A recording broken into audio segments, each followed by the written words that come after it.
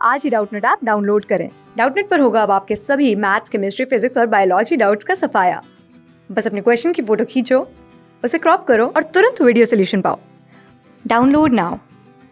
Hello student, आज का जो क्वेश्चन है यहाँ पे बोला है कि which of the following order is not correct for the first ionisation enthalpy.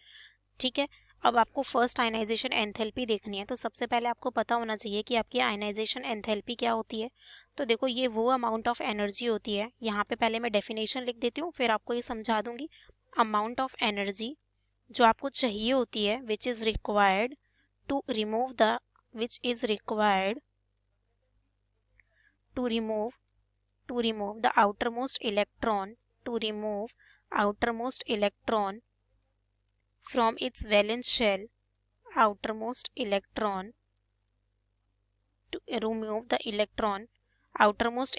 होगा ये आपका from its valence shell in an isolated gaseous atom from its valence shell in an isolated gaseous atom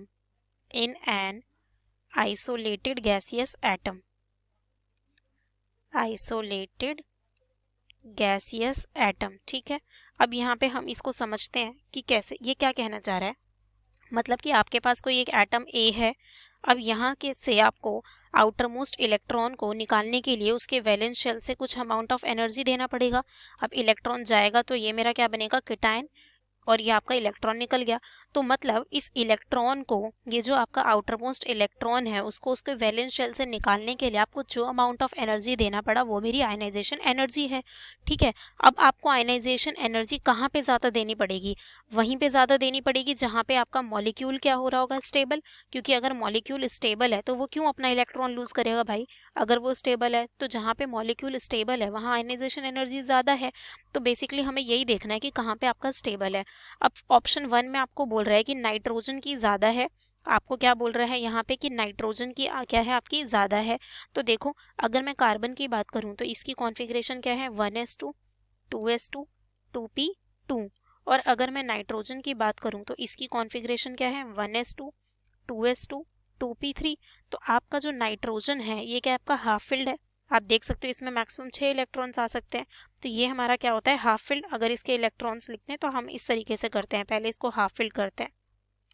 अब ये half filled है। अब जब ये half filled होता है तो हमारा क्या होता है, स्टेबल होता है। हाफ फिल्ड कॉन्फ़िगरेशन या फिर आपकी फुल फिल्ड कॉन्फ़िगरेशन क्या होती है, स्टेबल। अब जब ये स्टेबल है, लेकिन ये तो आपका हाफ फिल्ड नहीं है, ये आपका हाफ फिल्ड नहीं है, ना ही आपका ये क्या है, फुल फिल्ड है। तो यानी कि अब आपको यहाँ पे इसमें नाइट्रोजन में आपको ज़्यादा एनर्जी देनी पड़ेगी इलेक्ट्रॉन को निकालने के लिए। तो इसका आयनाइजेशन एनर्जी भी क्या होगा, ज़्यादा।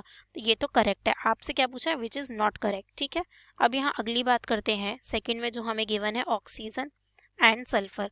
ऑक्सीजन की अगर मैं बात करूं तो यहाँ पे 1s2 2s2 एंड ये मेरा 2p4। एंड सल्फर की बात करूं तो मेरा 1s2 2s2 2p6 3s2 and 3p4। अब यहाँ पे अगर हम देखें तो देखो क्या है, आउटर मोस्ट में यहाँ पे 6 इलेक्ट्रॉन है, दोनों के पास क्या है, 6 इलेक्ट्रॉन है। एंड p ऑर्बिटल ना तो कम्प्लीटली फिल्ड है ना हाफ फिल्ड है। अब आयनाइजेशन एनर्जी किस पे डिपेंड करेगी, तो देखो ये आपके ग्रुप में आते हैं। तो जैसे जैसे आप डाउन द ग्रुप आते हो आपका एटॉमिक साइज क्या होता है, बढ़ता है। आपका एटॉमिक साइज क्या होता है, इंक्रीज होता है। अब वो क्यों, क्योंकि आपकी नंबर ऑफ शेल्स क्या होती है, इंक्रीज होती है। नंबर ऑफ शेल्स आपके डाउन द ग्रुप इंक्रीज होती है। नंबर ऑफ शेल्स इंक्रीज होने से आपका जो प्रोटॉन और आपका आउटर मोस्ट इलेक्ट्रॉन है उसका अट्रैक्शन क्या होगा, कम होगा। क्योंकि इसका डिस्टेंस बढ़ जा रहा है, ये डिस्टेंस बढ़ेगा तो अट्रैक्शन कम होगा, जिसकी वजह से साइज बढ़ेगा। यानी कि अब ऑक्सीजन और सल्फर में इसका साइज बड़ा है। तो अब ये जो, अगर इस तरीके से मैं देखूं यहाँ पे कि ये मेरा क्या है, ऑक्सीजन है, सपोज ये मेरा ऑक्सीजन है, ठीक है, इधर। एंड इसके अगर मैं बात करूं इस तरीके से आउटर मोस्ट इलेक्ट्रॉन की, तो वो यहाँ पे है। सल्फर की बात करूं तो इसका साइज क्या है, आपका बड़ा है। और इसके आउटर मोस्ट की बात करूं तो वो मेरा कहाँ पे है, सपोज इस तरीके से यहाँ पे है। तो अब आपका यहाँ पे देखो डिस्टेंस किसका ज़्यादा है, इसका। अब जब इनका डिस्टेंस आपका ज़्यादा है तो इलेक्ट्रॉन भी तो आपका लेस टाइटली हेल्ड होगा। मतलब कि ये इलेक्ट्रॉन क्या होगा, डिस्टेंस बढ़ रहा है तो जो आपका आउटर मोस्ट इलेक्ट्रॉन है यहाँ पे वो क्या हो रहा है, आपका लूजली हेल्ड हो रहा है न्यूक्लियस से। वो आपका क्या हो रहा है, लूजली हेल्ड हो रहा है न्यूक्लियस से, लूजली हेल्ड बाय न्यूक्लियस। अब वो जब लूजली हेल्ड है तो मतलब वो आपका इजीली निकल जाएगा, तो इसकी आयनाइजेशन एनर्जी कम होगी, वो आपका इजीली निकल गया। पर यहाँ पे देखूं तो डिस्टेंस कम है, यानी कि जो आउटर मोस्ट इलेक्ट्रॉन है जो आपका क्या है आउटर मोस्ट इलेक्ट्रॉन है वो क्या है आपका इसके कंपैरिजन में इससे टाइटली हेल्ड है। जब वो टाइटली हेल्ड है तो मतलब आपका अट्रैक्शन ज़्यादा है, तो यानी कि यहाँ से इलेक्ट्रॉन को निकालने के लिए आपको आयनाइजेशन एनर्जी ज़्यादा देनी पड़ेगी। तो मेरी किसकी आयनाइजेशन एनर्जी ज़्यादा होगी? ऑक्सीजन की। ये बोल रहा है सल्फर की, तो ये हमारा करेक्ट हो जाएगा क्योंकि हमसे रॉन्ग पूछा है। अब बात करते हैं किसकी? नाइट्रोजन और ऑक्सीजन की। यहाँ पे थर्ड बात करेंगे हम नाइट्रोजन और ऑक्सीजन की। तो अभी हमने ये चीज़ देखी कि नाइट्रोजन में आपका क्या है 1s2 2s2 2p3 और ऑक्सीजन में आपका क्या है 1s2 2s2 2p4। तो अगर मैं पीरियड में देखूं तो ये मेरा कुछ इस तरीके से आता है। यहाँ पे lithium, beryllium, boron, carbon, nitrogen, oxygen, fluorine and neon. तो अलोंग द पीरियड हमारा क्या होता है? साइज क्या होता है? डिक्रीज होता है। ठीक है, साइज डिक्रीज होता है। अब साइज डिक्रीज होता है उस क्यों? क्योंकि आपका क्या होता है शेल सेम रहती है, आपकी नंबर ऑफ शेल्स क्या रहती है? सेम। नंबर ऑफ शेल्स अगर आपकी सेम है तो आप, लेकिन आपका क्या होता है कि प्रोटॉन बढ़ रहा होता है। आपका जो प्रोटॉन है वो 1 बाय 1 सक्सेसिवली बढ़ता है। अब वो बढ़ता है तो आपका अट्रैक्शन क्या होता है? बढ़ता है इलेक्ट्रॉन और प्रोटॉन का, जिसकी वजह से साइज छोटा होता है।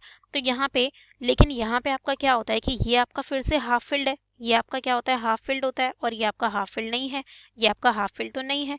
तो इसी वजह से यहाँ पे हमें नाइट्रोजन में ज़्यादा एनर्जी देनी पड़ती है, क्योंकि ये मेरा क्या होता है? Half filled configuration is stable.